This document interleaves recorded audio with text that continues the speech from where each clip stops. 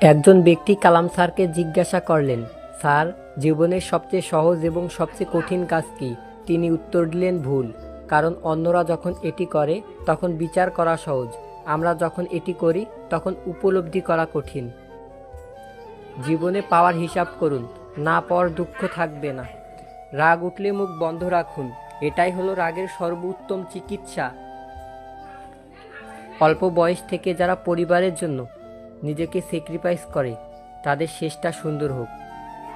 মিথ্যাবাদীদের আশ্চর্য কিছু গুণ থাকে, এরা হাসতে হাসতেও মিথ্যে বলে, কাঁদতে কাঁদতেও মিথ্যে বলে, আগুন ছুঁয়েও মিথ্যে বলে, পানি ছুঁয়েও মিথ্যে বলে, এমনকি মানুষ হয়ে মানুষ ছুঁয়েও মিথ্যে বলতে পারে।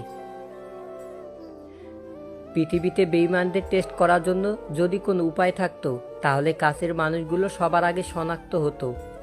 ফর্সা আর সৌন্দর্য কখনোই এক কথা নয়। ফর্সা কেবল চামড়ার মধ্যে ফুটলেও সৌন্দর্য ফুটে উঠতে প্রয়োজন রবের অনুগত্য ও উত্তম চরিত্র। যে ছেড়ে গেছে সে অতীত হয়ে যাক, যে রয়ে গেছে সে মৃত্যু পর্যন্ত জীবন সঙ্গী হয়ে থাক। যে রাগের সঙ্গে সামান্য টুকু হলেও ভালোবাসা মিশানো থাকে সে ভালোবাসা সুন্দর। ভালো লাগা এমন এক জিনিস যা একবার শুরু হলে সব কিছুই ভালো লাগতে থাকে। মানুষ চিনতে গেলে মানুষের খুব কাছাকাছি যেতে হয়, দূর থেকে তো চাঁদও সুন্দর, কাছও মসৃণ। জীবনে একটা সময় আসে যখন মানুষ বুঝে ফেলে তার পাশের মানুষটি তাকে সবসময় ভুল বুঝেই যাবে, অথচ এখন আর কিছুই করার নেই। পৃথিবীর সবচেয়ে দামি তরল হলো মানুষের চোখের জল, যার 1% পানি হলেও 99% অনুভূতি।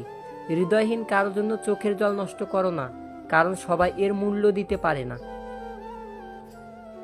নদীর স্রোতে আছে তাই নদী বেগবান, জীবনে দ্বন্দ্ব আছে তাই জীবন বৈচিত্র্যময়। রাগ ভাঙানোর ক্ষমতা না থাকলে কাউকে রাগ দেখানো উচিত না। অপেক্ষা হচ্ছে ধৈর্যের বহিঃপ্রকাশ। দীর্ঘ অপেক্ষার পর যা পাওয়া যায় তার মূল্য অনেক, কিন্তু দীর্ঘ অপেক্ষার পরও যখন প্রাপ্তির খাতা শূন্য থাকে তার যন্ত্রণা খুবই ভয়াবহ। বিশ্বাস করেন, আপনি যত ভালোবাসুন না কেন, যে আপনাকে চায় না, যে আপনার সাথে কথা বলার অভাবে ভোগে না, যে আপনাকে পাত্তা দেয় না, সময় থাকতে সেখান থেকে সরে আসাই উচিত।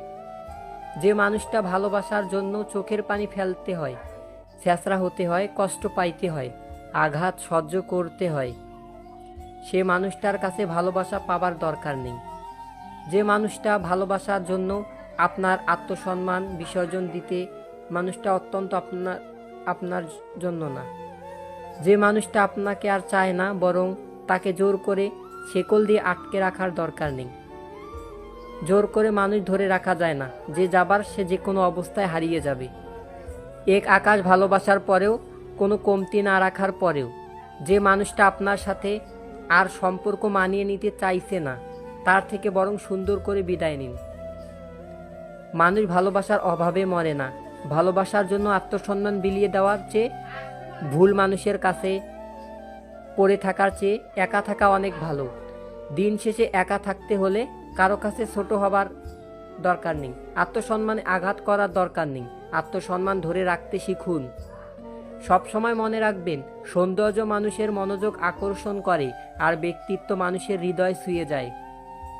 যে মূল্য দেয় না তার কাছ থেকে বেহায়া হবার চেয়ে নিজের আত্মসম্মান নিয়ে বেঁচে থাকা ভালো। ডিভোর্সের পর স্বামী স্ত্রী দুজনেই জিতে যায়, হেরে যায় শুধু তাদের পেটের সন্তান।